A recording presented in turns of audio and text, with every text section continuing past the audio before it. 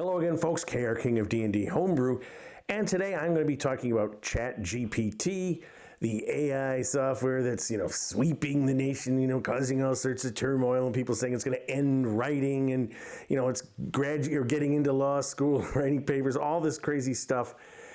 You've probably seen some YouTube videos because it does have tremendous applications with D&D, especially what I do, which is Homebrew D&D. So what I did was I signed on and I went through some of the processes that I find to be, whether it's tedious or I'm trying to think of ideas or, making NPCs, for example, or an encounter or whatnot, and to see how the system works.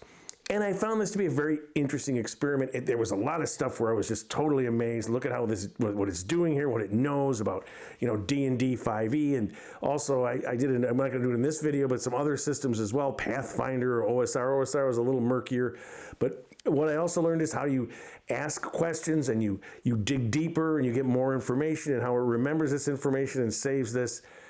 I also found some limitations too in terms of the sort of changes that it makes, whether it's an NPC or an encounter. Also, what it's not good for, designing a dungeon or something like that, or designing some generalized thing. It kind of gives you information that really doesn't work the way the human mind is. You still need your imagination. But you'll see, watching what I did. So let's dive into the computer and look at Chat GPT. All right, and so basically here you go. You have this light mode. You can go this way, this way. I'm just going to use this, and basically just to start a new chat, you can save these chats. So I'll just start with create an encounter for a party of 5 5th level adventurers. I kept spelling that wrong. Dungeon and Dragons 5e. All right, there you go, and it starts to write it. Creepy dungeon filled with the sound. Okay, so you've got an iron golem hammering away, and it turns. And you have some dialogue here. Okay. Okay, then it gives you the statistics.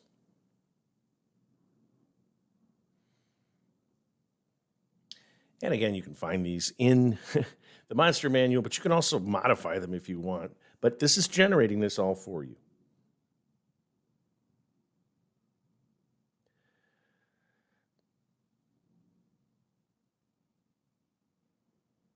All right, so there you go, a very simple encounter. And then notice over here, it writes this up. Now you have a chat. You can create a new chat, or you can add to this one.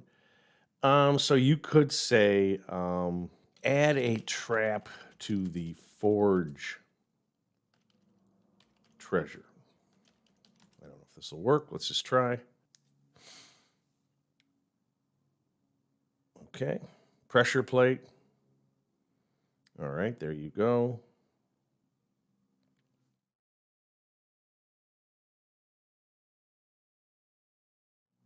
There you go. Oh, this is the old walls moving in at 10 feet per round, 6 rounds.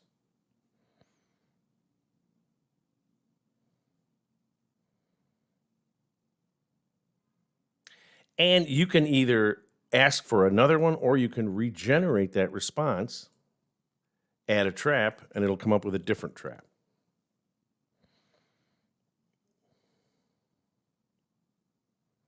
Burst of flame in a small chimney.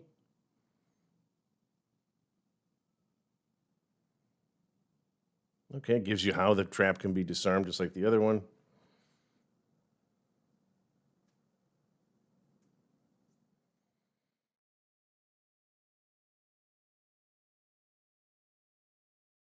So there are 2 traps that it thought up, right? And all of this is here, right? It's all been saved into this. When you come back into the program, it'll still be there.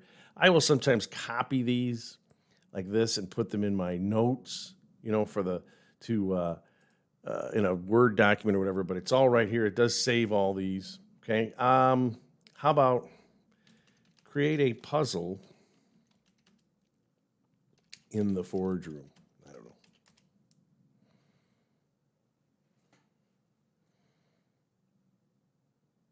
Okay, you have a metal door, a series of runes. Okay, so you have 4 sets of runes of the elements.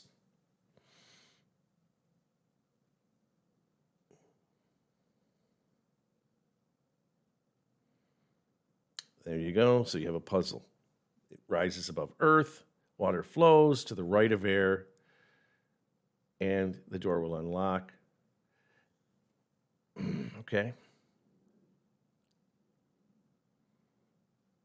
And you could add, the flame trap or something, a burst of flame that comes out of the metal door if they do the runes wrong.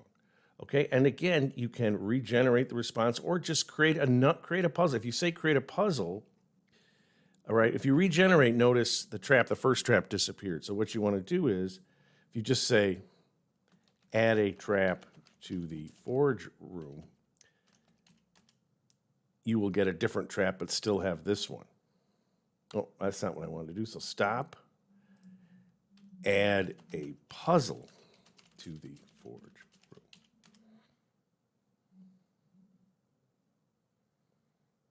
Okay. And now, same thing. Look at that.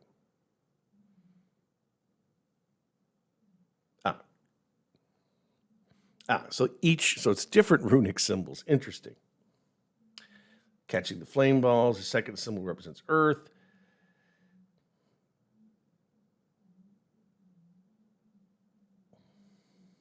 Now this just says complete a series of hand-eye coordination challenges, but it doesn't give you what those are. So I suppose I could say, let's just try this. Create a hand-eye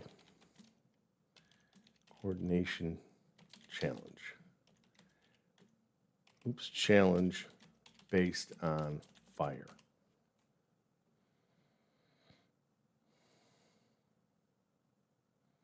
Okay.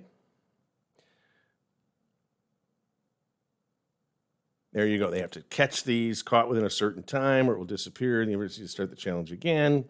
They start out slow, but then as the challenge continues, they get quicker.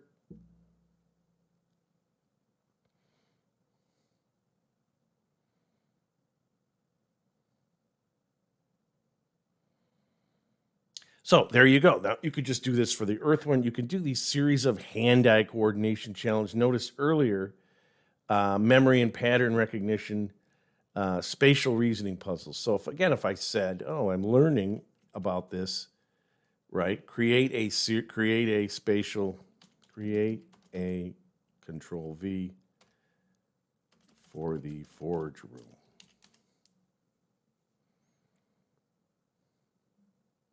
So you have these gears and levers in such a way that all the symbols match up and gears start to turn.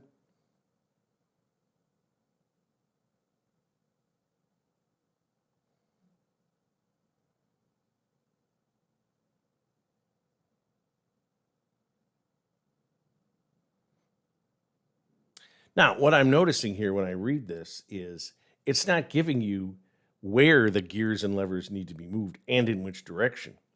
So it just says this. Here's a spatial reasoning, but so I don't know how useful that is. At least this one, the speed and frequency used to catch the orbs and place them in a series of receptacles. And it doesn't tell you, but maybe just catching the orbs themselves is enough. So this is a spatial reasoning puzzle that, I'd like to have the answer. Let's just try the memory and pattern recognition puzzle. Control C. Create a puzzle. And the solution. How's that?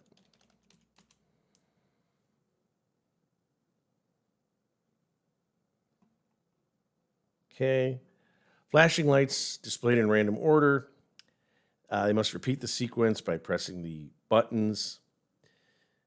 Pressing the sequence of lights. Now, here's another one. How do you recreate this sequence of flashing lights? You're talking about it? Okay. So it's interesting. There's limitations to this, right? Because Well, how do I present those lights? Do I find it somewhere? Do I just have cards with different colors on them? Again, this is not replacing you. It's just giving you ideas to then formulate, which is why, it doesn't necessarily scare me, right?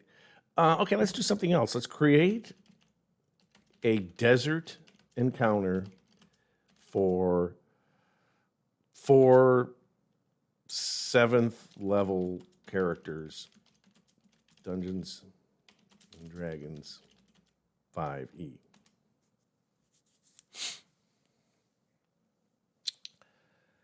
So here we go. They come across a caravan being attacked by a group of desert raiders. Oh, they're riding giant spiders.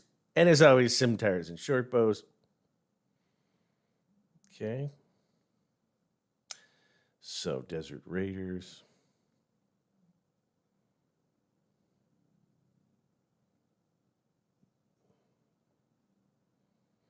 Okay, the goods in the caravan. They have a magical scepter. They're willing to give the scepter to the adventurers as reward.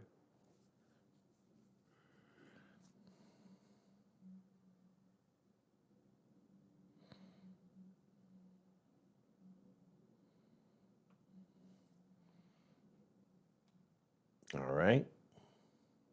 Okay, so again, are you going to look up 3, let's say, give me the stats.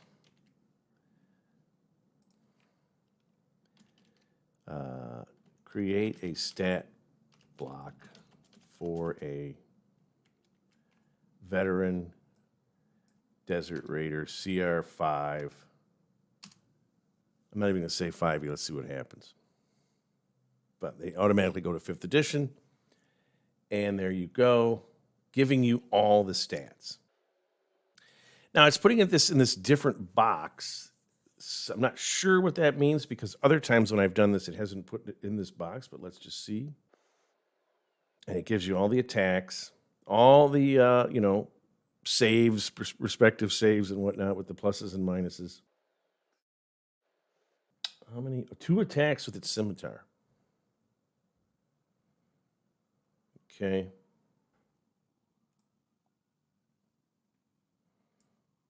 Fascinating. All right. Equip the studded leather. Okay. So now you have stats for, this desert raider that's a CR5. If I were to say,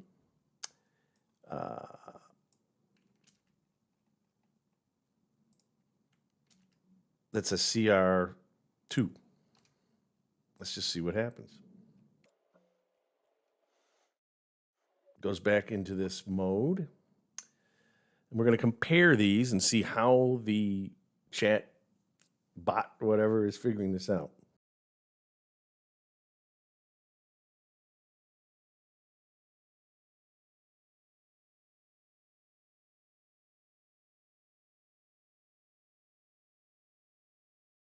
All right, so we go up here. It's armor class 16. It's got 65 hit points.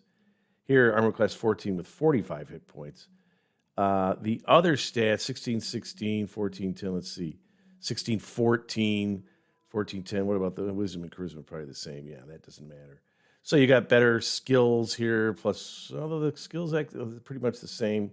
Melee weapon attack plus 5, plus 5, plus 5. So the difference is it does 1d6 plus 3, and this guy does 1d6. So the difference for them is just better armor class and more hit points. Fascinating, right? Because that's, and maybe that's 5th edition, which is just lots of hit points, but not more deadly hits, which I would always kind of like the creatures if they're harder to fight to be, that's a 2 CR versus a 5 CR. So I would think that would be better. So you do have limitations, but it is creating this for you. Let's just say that I want to create, this is kind of what I was thinking about. Create an 8th level druid, Circle of the Moon. Let's make it a gnome. I wonder if I have to say 5th edition. Let's just see what happens.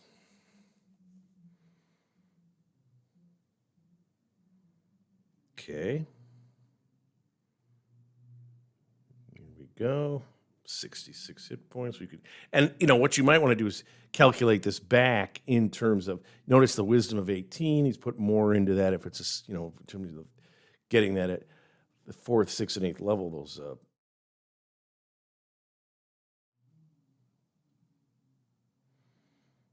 Here's your cantrips. And this is the thing I like. It gives you the spells they're carrying that day. So you don't have to sit there and create this. Because I've done it. I've tried to create parties of NPCs, and it's always a pain to go through that. The wild shape is now a CR 1 or lower. There's its attacks. Okay. There's all the attacks. When the gnome is winning. So it's defensive dualism. So that's its stat block.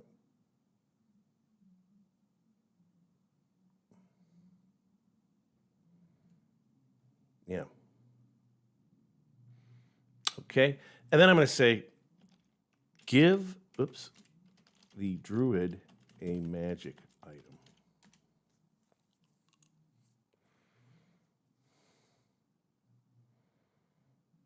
Now, interestingly, it's going to recreate this entire stat block, but I guess because of the magic weapon, so I'll have to compare these.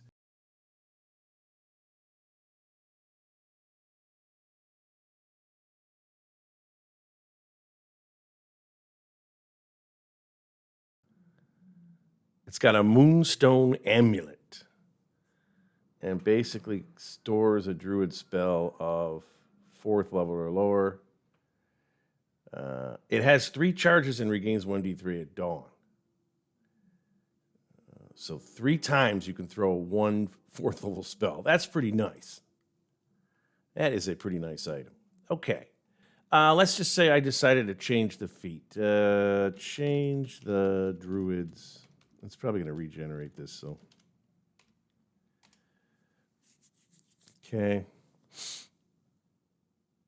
Okay, so now, is it going to keep the magic item? I don't know. So I may go a little faster and just zip to the end here. So I moved forward, and as you can see, here's the Feral Instinct feat. It still has the Moon Amulet. Once per short rest, you can give itself advantage on an attack roll, ability check, or saving throw. Okay, I think I like the Defensive Duelist better, but I just was seeing what it could do.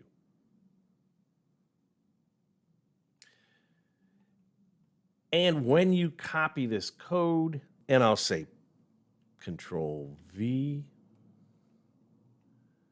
there you go. If you want this on a document. And then, just for laughs, I will say create an encounter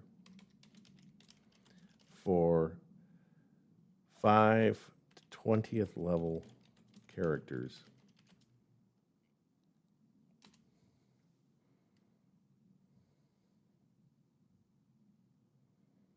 Okay. Temple was used to house room. This may take a while, so I may skip to the end and then look at it.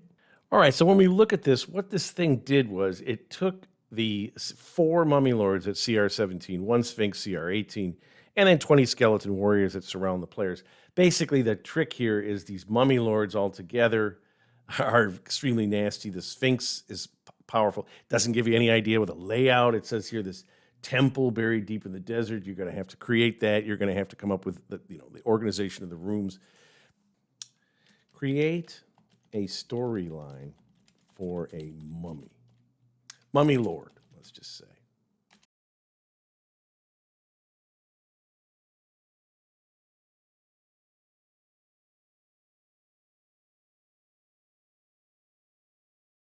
All right, so if we go to the front of this, I said create a storyline for a mummy lord. Here is this vast kingdom, king in a vast empire in the desert, horribly evil, murdered by his own subject, entombed.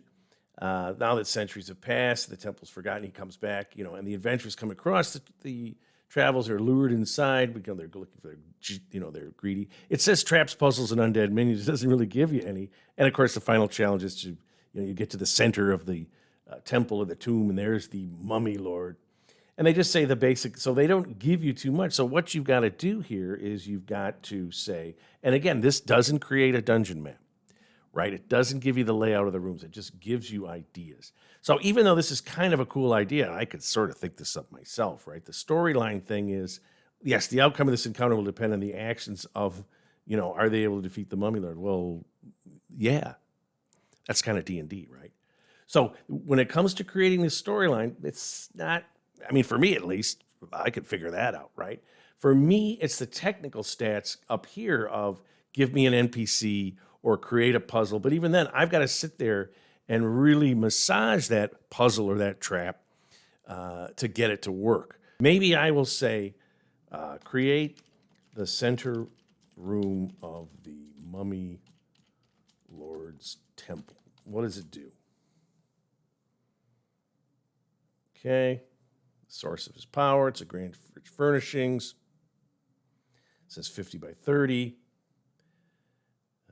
All right. Murals. It's kind of cool. Sarcophagus. All right. And that's it. So now I got to say, well, let's see. Tell me how the Mummy Lord comes to life if the players enter his room. Trigger a powerful magic spell. Presence of intruders. Okay, that's pretty obvious. Okay, so now we have a sequence. Okay, grows darker. The torches are flickering. Then you hear a low haunting rumble, growing louder. The 6 stone pillars begin to glow with an eerie light. The murals come to life, depicting scenes of battle and destruction. The sarcophagus lid cracks open and bursts it obscures their vision. Okay. Wielding a powerful magic staff, deep rasping voice. They do not retreat. He will attack and reclaim his power.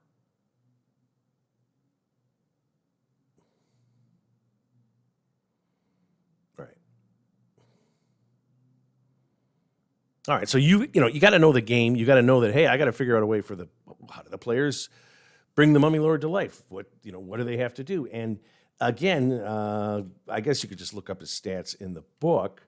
But powerful magic staff, what is the magic staff that the Mummy Lord wields?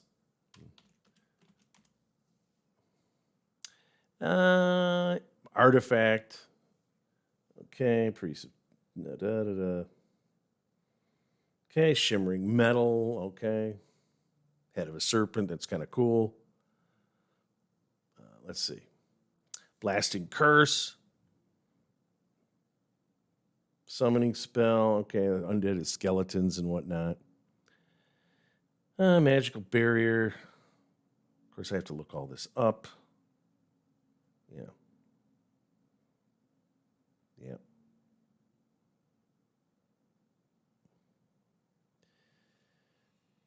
All right. So,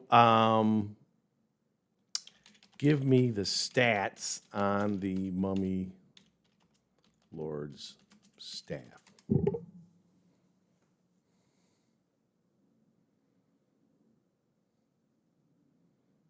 Okay. Yeah, magic and curses. Okay. Shimmering metal, symbols, we already know that, but okay. Okay.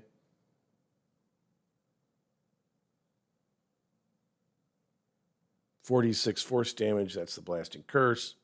But I had to ask for this. All right, 1d4 mummies. The mummies are nastier than skeletons, so why would you do skeletons? Temporary hit points equal to his maximum hit points. 2d necrotic. It's, and it doesn't seem to have any, has the ability to tune, but doesn't have any limits. So is this each day it can do one of these? I guess you have to decide that. Is these infinite? Does it have to recharge? Is there, and that's what you're going to do. You're going to ask how many charges per day does the mummy's staff have? There you go. Could have a limited for example, 3 charges per day for the blend. There you go. 2 charges for the summoning one. And I guess you can decide on this. And then what are the recharge? Per day. So you just get automatic recharge. Yeah. Okay. So, you're creating this. You're going to have to massage this. You have to have a knowledge of the game. And think about, well, what are the implications of this staff? What are the implications of the mummies thing? And then you could go through your dungeon and create, an encounter in each of these. Again, if you're linking them up, if you start from the center and the mummies thing, and then what are in the exterior rooms? What is in the room next to the center room of the Mummy Lord's temple? Could contain a variety of items. Okay, depending on, some possible options. Nah, that's going to be in the mummy's sarcophagus. A library, okay.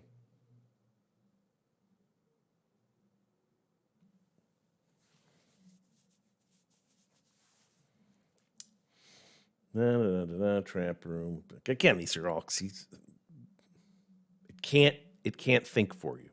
It could just give these examples and create stats. All right.